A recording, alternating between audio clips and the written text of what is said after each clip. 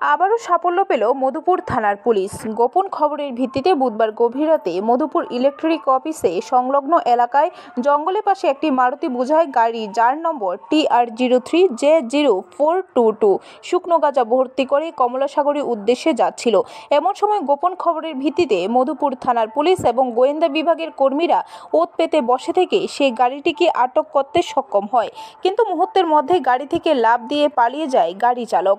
পরবর্তী সময়ে পুলিশ সেই গাড়িটিতে তল্লাশি চালিয়ে প্রায় 51 কেজি অধিক শুকনো গাঁজা উদ্ধার করতে সক্ষম হয়।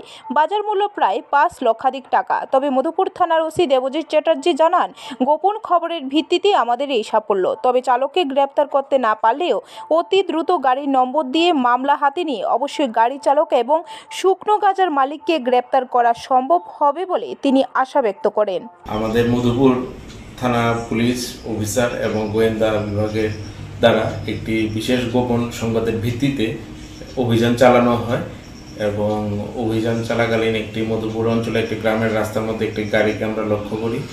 তো একটি সারদা মারুতি ওমিনি ভ্যান 4 নম্বর TR03J0422 এই গাড়িটিকে আমরা যখন লক্ষ্য করি একজন চালকও ছিল, যদিও সে পালিয়ে যায়। তো ঘটনাস্থল থেকে আমরা 51 কেজি 300 গ্রাম ড্রাই গাঁজা রিকভার করতে পারি এবং এরপর আমরা তার ঘটনাস্থলেই সিজ করি এবং অন্যান্য লিগ্যাল সব কিছু প্রসিডিউর মেনটেন করে। ব্যুরো রিপোর্ট, খবর ত্রিপুরা।